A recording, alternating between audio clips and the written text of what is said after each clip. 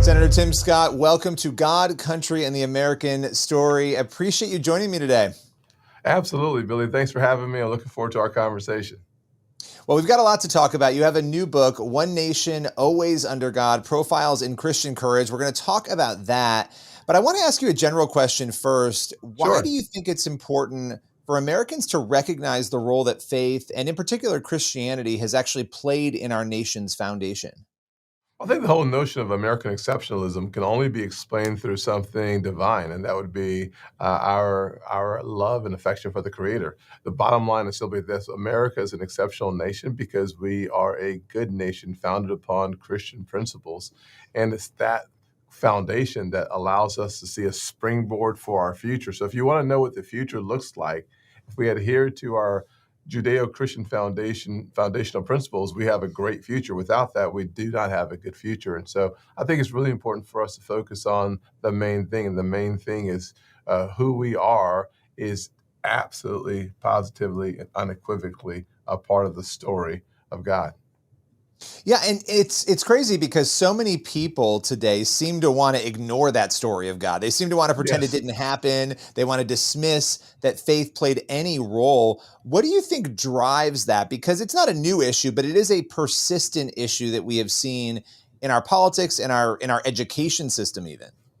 You know, I think, Billy, I could be wrong, but I personally think that a major part of our misconception of what makes us great are those folks who want to believe that we can be perfected, that man is perfectible, that somehow with the right education, with the right Ivy League education, you will find yourself absent of all the flaws that have really framed history. And the truth is exactly the opposite. Romans 8:31 and verse 32 tell us the best path towards wholeness is to abide in truth. And unfortunately, when you go to these great schools these days, you walk away with thinking that your truth is the truth.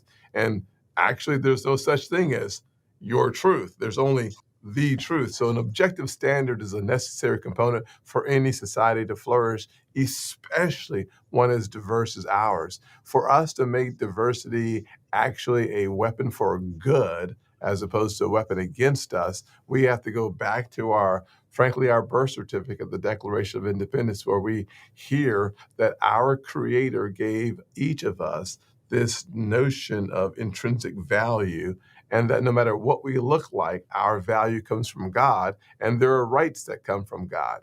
And when that's true, then you have to have a different level of respect for who we are. Without that, absent of that, you go to those who believe that you can somehow become perfect through education.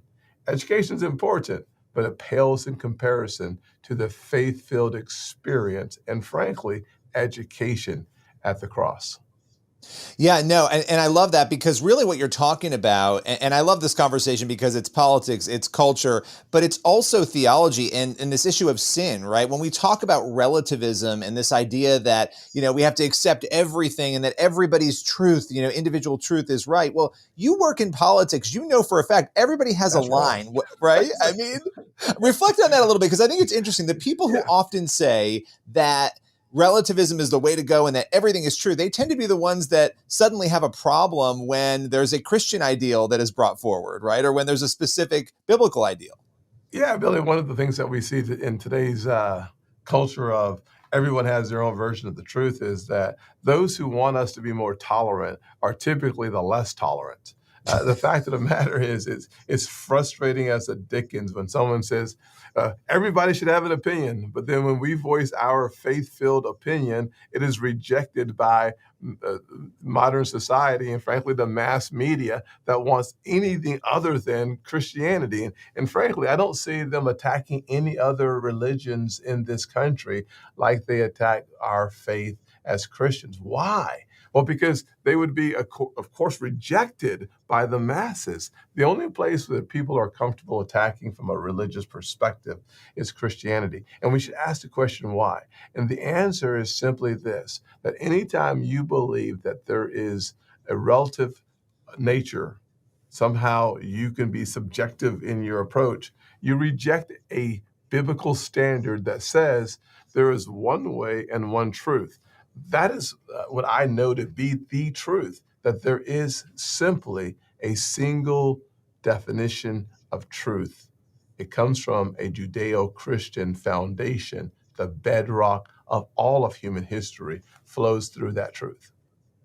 All right, now I want to talk about the book in a moment. We've got a lot more to talk about, but what is America without Christianity? What is it? Like, who are we without that baseline? Let us, Billy, never find out the answer to that question. Here's what we know. America is the city on the hill, as Ronald Reagan talked about it from the book of John, by the way.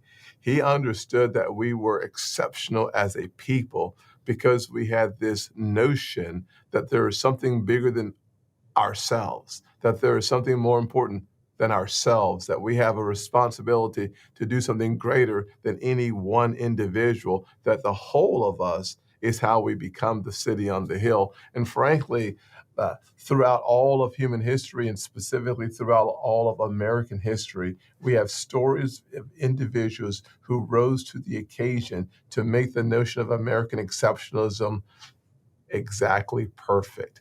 I would say that if you think about Alexis de Tocqueville, who came to America in the 1830s and was trying to figure out what made America unique and specifically exceptional, he went through all of the institutions and concluded it's not education, it's not the government. It's frankly, as he entered into the houses of worship, into churches, he said they were on fire.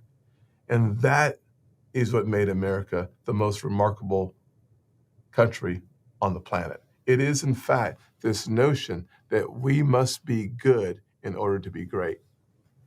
Well, and this is the thing that people seem to struggle with, because as we look at the history of the country and we look at the fact that human beings who are sinful make up a country. And so a country is going to have things that it does that are not right and that are also right because we're humans, right? Yes. Yet people make a decision when it comes to America, people who live in America, where for a lot of us, we say this is a wonderful country, despite all the flaws. This is an amazing country. God had a hand in this country. Then others say this is a terrible country. It's awful. Like, reflect on that a little bit, because again, sin is part of our existence. And so do we let sin sully the entirety of a nation because of negative things that have happened? Well, if you could find a country that you can visit on the planet where there is no sin, where there are no flaws, make that your home. I found a country, I have traveled this world, and I can tell you one thing. The closest thing to perfect in this world, from a country perspective, is the United States of America. We should all be proud. It's one of the things that I said that caught everyone's attention back when I was responding to President Biden's inaugural address. I said, America is not a racist country. And the world went crazy. I got attacked vehemently by people who said, how can you, as a black man from the city where the Civil War started, make such a crazy statement? It wasn't crazy at all. The fact of the matter is that we have struggled with what we call the original sin of slavery, and we are overcoming it. The notion of who we are as Americans is a group of people who are going to form a more perfect union. What does that mean? We're not there yet, but what does it mean? We are striving for perfection. We are striving for wholeness. That means that we acknowledge the flaws of the past so that we are educated by it, so that we won't do it again. That is what I am so proud of this country. We should be proud of the fact that we look in the mirror and we see the flaws and we strive to make sure that tomorrow they're different than today. It is that blessing that makes me so proud to be an American. And that's why I hope that we are always one nation, always under God. It is the only way that we remain the city on the hill. It is the only way that we are the beacon in the midst of the darkness, and we are the hope to all of the world.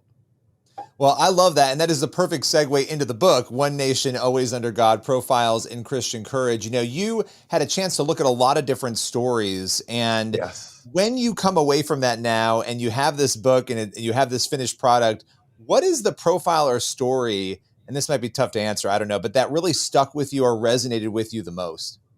It really is hard to answer that question. I will say there are a couple of them. I think so often thinking about the original sin, since you and I have been talking about flaws, looking back, I think of William Lloyd Garrison, who was an abolitionist. He did everything in his power to fight against slavery because he was a Christian, because he understood that within our Declaration of Independence, that we said that all people were equal. They were created by our God equally, and that we had to defend freedom for all people. It's like Abraham Lincoln once said, I'm paraphrasing him, he says, if you do not want to be anyone's slave, then don't be anyone's slave master. I think about the story of Jim Lovell, a NASA astronaut who 200,000 miles away from Earth found himself in a bad, terrible situation.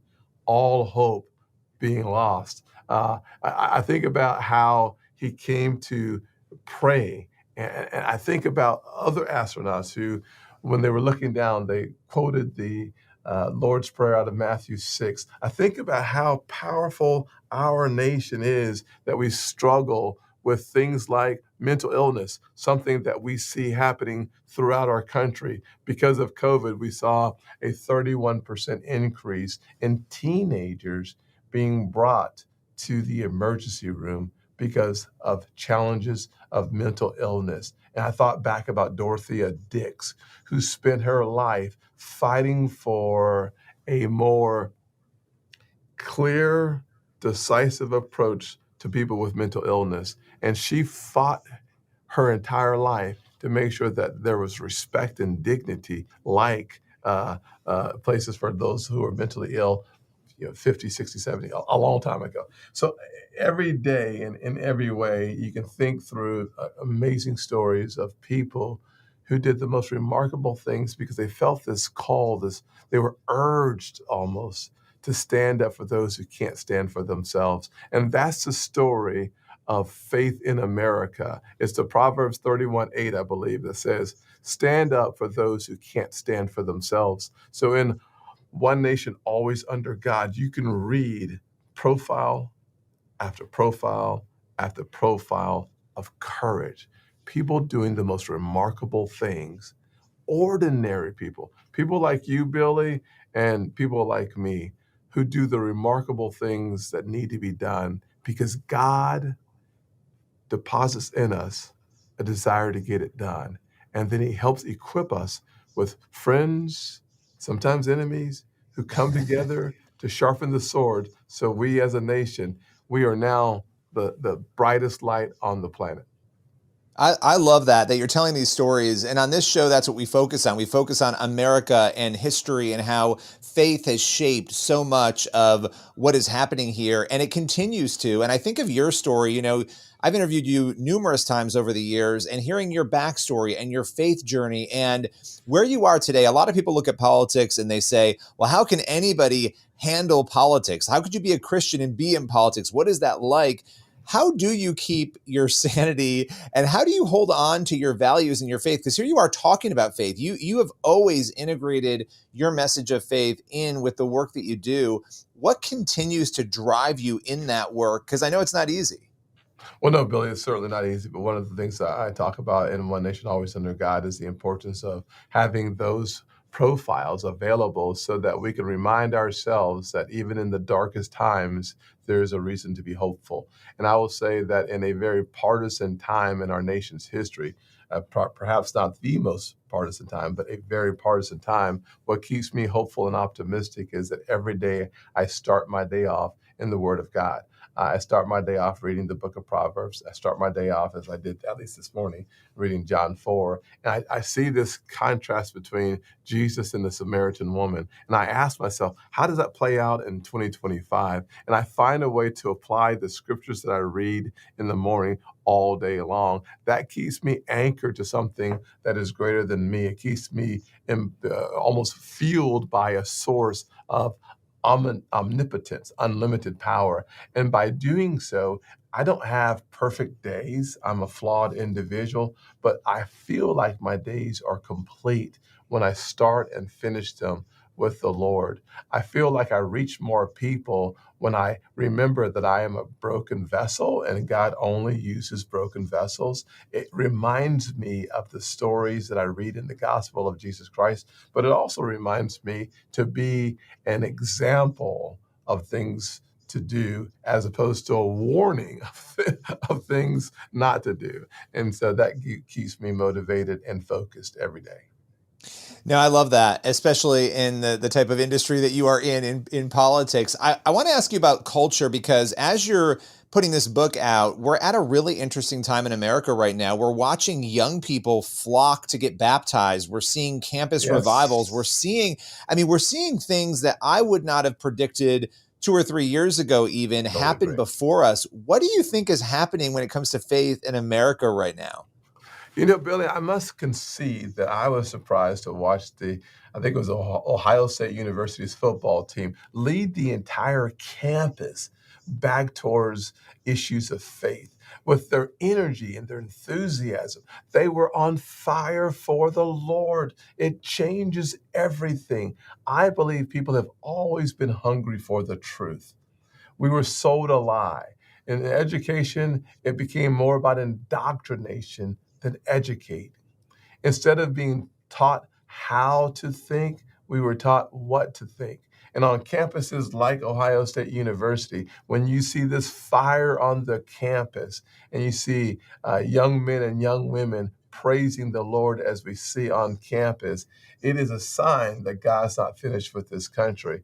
I will tell you that even in the times that we're living in, we see anti Semitism raging on college campuses.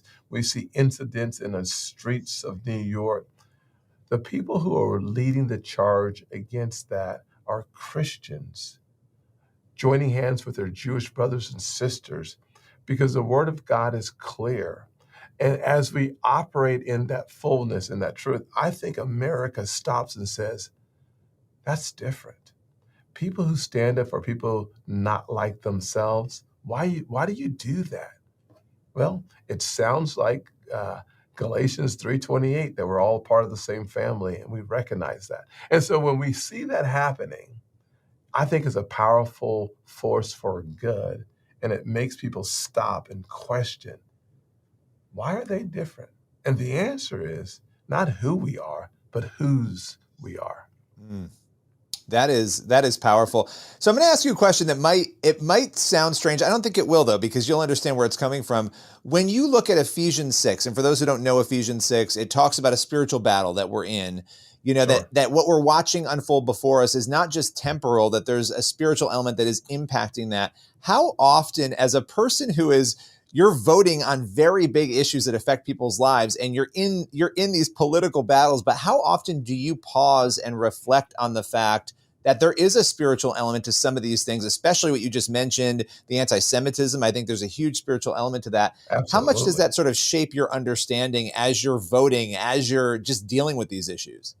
Well, you won't be surprised to know that I am a feeble human being at times, and I need all the help I can get. And one of the ways I find that assistance or that help that I'm looking for is by turning to Ephesians 6:10 through 16, and walking through the armor that is for a spiritual battle. And the armor that he describes in Ephesians is an armor that we're all familiar with. And he does such a good job of making an analogy between what we're familiar with and what we need to know for the spiritual warfare that we're in. When he talks about the shield that quenches the fiery darts of the wicked one, well, if you think that there is a God, then there's probably a devil. And because there is a devil and there's evil forces, the only question is, if you don't believe it, it doesn't stop it from being true. It just means that you're unprepared for the battle. And so Ephesians 6, 10 through 16 is about putting on an armor or being equipped for a war or a fight that you might not be able to see with your eyes. But if you've ever been tempted to do something that you know you shouldn't do, probably called Monday or Tuesday or Wednesday, the question is, where does that come from? Well, there's a source of for evil in this world. We know that there's a force for good in this world. And that's why when you read in Proverbs 3, verse 5 and 6, that we should lean not on our own understanding, but in all of our ways acknowledge him, and he shall direct our paths. That is to acknowledge that there is a spiritual force of good.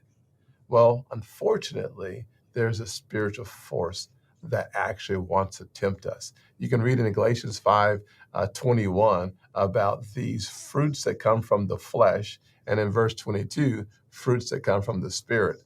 You can read in Romans 7 that he does such a good job Paul does such a good job in Romans 7 that says, why do I do the things that I don't want to do? And in chapter 8, verse 1 says, now there is no condemnation. It's understanding the contrast that exists in the Word of God to help us understand what to do and what not to do, and then what to do when we do what we should not do. And that's what Romans 7 is all about. And so having that understanding embedded in our hearts doesn't make us perfect, but it certainly should require us to strive to be better every day than we were the day before. Some days you take 2 steps back and 1 day forward, but most days you take 2 steps forward and only 1 back. Well, I love that. And Senator, I appreciate, as always, your time. Your book is One Nation, Always Under God, Profiles in Christian Courage. Thank you so much for your time today. Yes, sir. You get that now at Amazon.com or any bookstore where books are sold.